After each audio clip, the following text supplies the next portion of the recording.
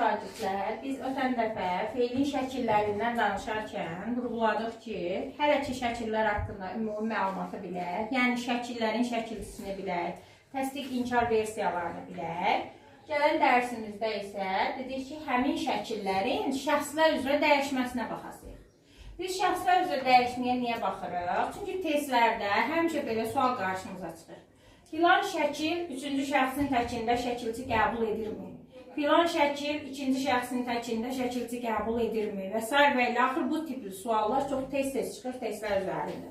Bax, ona görə ayrı-ayrılıqda hər birinə baxasıyıq. İlk əvvəl baxırıq biz oxu feil üzərində əmr şəklinin şəxs olunluqlarına. Bunu indi bir nəfər bizə vurğulasın ki, bax, mənim burada şəxs olunluğu hansıdır, kök hansıdır, şəkilin özünün şəkil göstəricisi varmı, yoxsa yoxdur? Gəlin sayalı ilə başlayaq. Buyur. Əmr şəklimizə izah ver. Oxu feili əmr şəklində. Mən oxuyum. Oxu sözü köküdür, yığ dişdiricimizdir, o neçə şəxs olmamızdır. Sən oxu.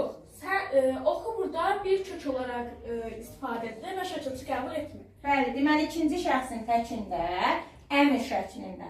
Biz şəkilçi görmürük, amma digər şəkillərdə təbii ki, o qaydanı görəsəyirik. Ümumiyyətlə, bura qədər biz istənilən sözü şəxslər üzrə dəyişmişik, hamısında ikinci şəxsdə şəkilçi görmüşük. Yeganə şəkil əlamətidir ki, əmr şəklində ikinci şəxsin təkində şəkilçi görünmür. Davam eləyək. O oxusun. Oxu sözü kökü, son isə şəxs olunluğumuzdur. Biz oxuyaq. Oxu sözü köküdür, yığ dişdiricimizdir, ad isə şəxs olunluğumuzdur. Siz oxuyun. Oxu sözü kökü, yığ dişdirici, o isə şəxs olunluğudur. Onlar oxusun. Oxu sözü kökü, son isə yenə şəxs olunluğudur. Bəli. Və biz bu əmr şəklinə baxarkən, elədir sayalım. Biz əmr şəklinə baxarkən görürük ki, fərqli şəxs olunluqları görürük. Elədir. Məsələn, necə variantlıdır? 4 variantlıdır. İm şəklində görəsirik fərqli sözlərdə. İkinci şəxsin təki yoxdur. Bu da yenə 4 variantlı, sun şəklində. Bu isə 2 variantlı, ad, ək şəklində. İkinci şəxsin cəmi yenə 4 variantlı. Üçüncü şəxsin cəmi yenə də 4 variantlı. Və görürük ki, üçüncü şəxsin təkində və cəmində biz eyni şəkilçidən istifadə edirik. Əla, əyləş. İndi gəlin, baxaq arzu şəklinə. Şamşur, gəl arzu şəklini bir də bizə izah elə, zəhmət olmasa. Feilin arzu şəklində şəxsə görə dəyişmədə oxu bizim kökümüz, yığ dişdiricimiz, A, deməli arzu şəklimiz, burada yəni mən olaraq şəxs. Oxu yenə burada, ikinci şəxsin təkinə baxanda oxu kök, yığ dişdirici, deməli arzu, deməli burada A arzu, sanda ikinci şəxsin təkin. Oxuya sözündə isə oxu kökümüz, üçüncü şəxsin təkində, yığ bitişdiricimiz aldı, yenə arzu şəklində. Bəli, baxın burada da biz neçənci şəxsdə şəkilçi, şəxs onluğu qoymadıq arzu şəklində. Üçüncü şəxsin təkində. Bəli, üçüncü deməli əmr şəklində, ikinin təkində şəxs onluğu qoymadıq.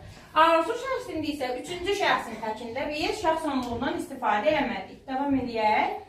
Burada birinci şəxsin cəminə baxdıqda oxu kökümüz, yığ bitişdiricimiz, arzu şəklimiz, burada yenə şəxs olunur. Oxuyasınız sözündə isə oxu kökümüz, yığ bitişdiricimiz, arzu şəklimiz, sınıfda götürülür şəxs olduğu kimi.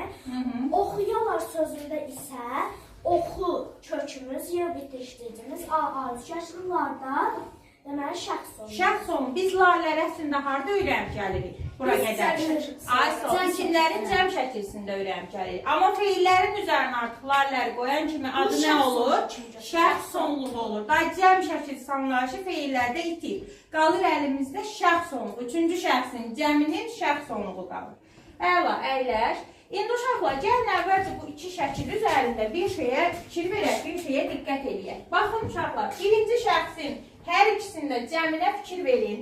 Oxuyaq, oxuyaq. Görürsünüz, eyni şey görürük. Oxuyaq, oxuyaq. Eyni şəkildədir. Sadəcə fərq.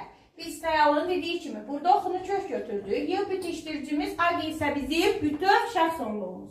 Burada isə Şahnurun dediyi kimi oxu kök, y bitişdiricimiz, a bizim arzu şəklimiz, q isə şəxs onluğumuz.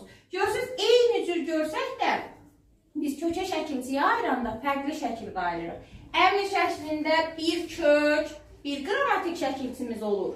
Arzu şəklində isə bir kök, iki qrammatik şəkilcimiz olur. Testdə belə salır. Hansı şəkillərin birinci şəxsinin cəmi biri-birinə bənzəyir? Hansı şəkillərin birinci şəxsinin cəmi biri-birinə bənzəyir? Deyirik ki, əmr şəkli ilə arzu şəklini. Və yaxud sualı belə salır. Əmr və arzu şəkli hansı şəxslərdə bir-birinə oxşuyur? Hansı şəxslərdə? Cavab veririk. Birinci şəxsin cəmində. Oldu? Bura qədər bizə aydın olsun. Əsas qarışdırılan hissə bax bu hissədir ki, testlərdə çox qarşımıza çıxır.